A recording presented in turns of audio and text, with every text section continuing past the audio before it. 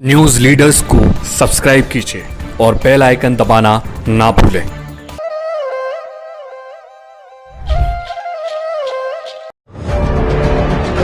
आरक्षण हटाना बीजेपी की सोची समझी साजिश है। सब विपक्ष पर डालना भी उसकी पुरानी आदत है। जानिए कैसे।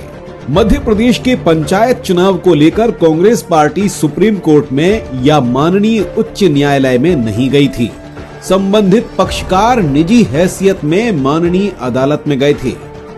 कांग्रेस पार्टी ने ग्राम पंचायत चुनाव की प्रक्रिया के असंवैधानिक पक्षों का विरोध किया था और उन्हें सार्वजनिक किया था, लेकिन कांग्रेस ने चुनाव का विरोध नहीं किया था। माननीय उच्चतम न्यायालय में पक्षकारों ने रोटेशन प्रणाली पर सवाल उठाया था, जो कि ओबीसी आरक्षण से भिन्न विषय है। जब माननीय सुप्रीम कोर्ट ने ओबीसी आरक्षण खत्म करने का फैसला सुनाया, तो यह मध्य प्रदेश सरकार की जिम्मेदारी थी कि वह आरक्षण के समर्थन में उचित तर्क माननीय न्यायालय में पेश करती। मध्य प्रदेश की भारतीय जनता पार्टी सरकार का रवैया ओबीसी विरोधी है। नौकरियों में आरक्षण के मामले में हाईकोर्ट में चल रही सुनवाई में भी सरकार की ओर से वकील पेश नहीं हुए और मामले की सुनवाई अनिश्चित काल के लिए टल गई।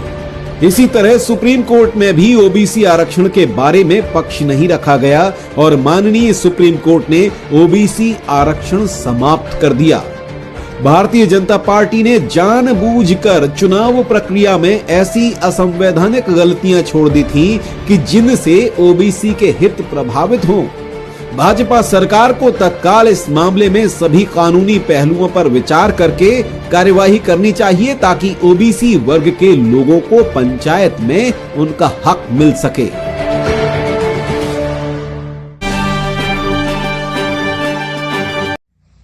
आज मुझे दुख के साथ ये वीडियो आप तक पहुंचाना पड़ रहा है कि असत्य को सत्य बना के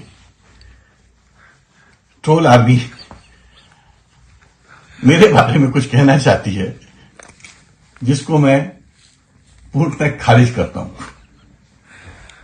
सबसे पहले तो मैं ओबीसी वर्ग का वकील हूं, हाईकोर्ट में उनकी पैरवी करता हूं और कुछ दिन पहले 3 घंटे बहस की थी, जिसके बाद सरकार ने पिछले हफ्ते समय दिया था कि हम 1 हफ्ते में वो रूल बदलेंगे जिससे कि ओबीसी वर्ग का हानि हो रही थी। मैंने किसी ओबीसी के विरुद्ध कोई पिटीशन नहीं लगाई। मेरी पिटीशन हर वर्ग के लिए थी। मेरी पिटीशन थी आर्टिकल 243A SC और D, जो कि कॉन्स्टिट्यूशन का प्रोविजन है, संविधान का प्रोविजन है, उसको रोटेशन और डिटर्मिनेशन के लिए लागू करने के लिए। यह हर वर्ग की लड़ाई थी, क्योंकि पंचायत में जैसे सुप्रीम कोर्ट और कॉन्स्टिट्यूशन कहता है, हर इलेक्शन के वक्त एक रोटेशन होना चाहिए, जिससे सबको चांस मिले। हाई कोर्ट ने मेरे को हमारे केस में नोटिस इशू किया, बट हमको इंटरिम राहत नहीं दी। हम सुप्रीम कोर्ट गए। सुप्रीम कोर्ट ने हमसे कहा कि आप हाई कोर्ट वापस जाइए और प्रयास करिए इमीडिएट हियरिंग की।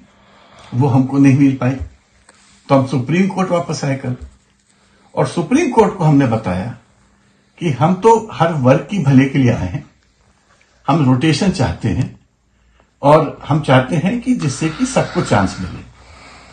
सुप्रीम कोर्ट ने कहा कि हम आपकी बात जब फाइनल हियरिंग होगी उस वक्त हाई कोर्ट भी सुन सकता है, हम भी सुन सकते हैं, और उस वक्त अगर ये असंवैधानिक पाया जाता है, अनकॉन्स्टिट्यूशनल पाया जाता है, तो हम पूरा इलेक्शन रद्द कर सकते हैं। क्योंकि बात उचित सी लगी मुझे, तो मैंने चुप रहा हो गया। मैंने कहा ठीक है साहब।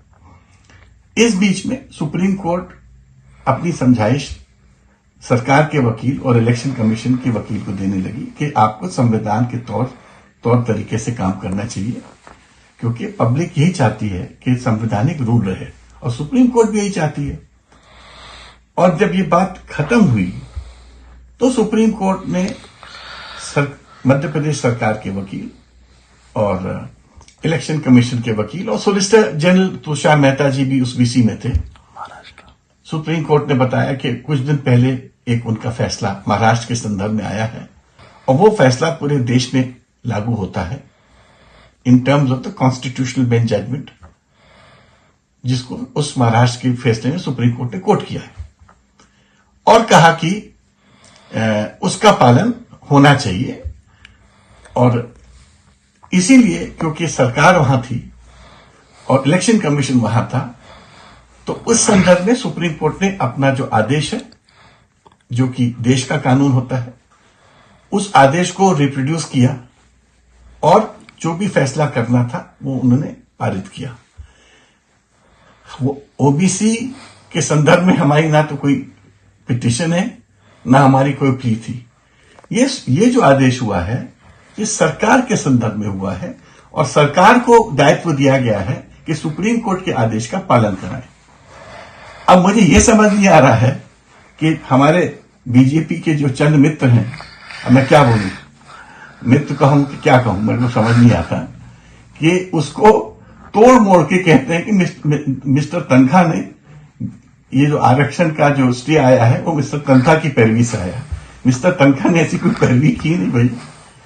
हम तो रोटेशन के लिए गए थे, हम तो डिटर्मिनेशन के लिए गए थे और उसमें भी न्याय होगा एक दिन, क्योंकि जो मैं कह रहा हूं वही सत्य है, वही कॉन्स्टिट्यूशन में लिखा है और वही सुप्रीम कोर्ट कहता है।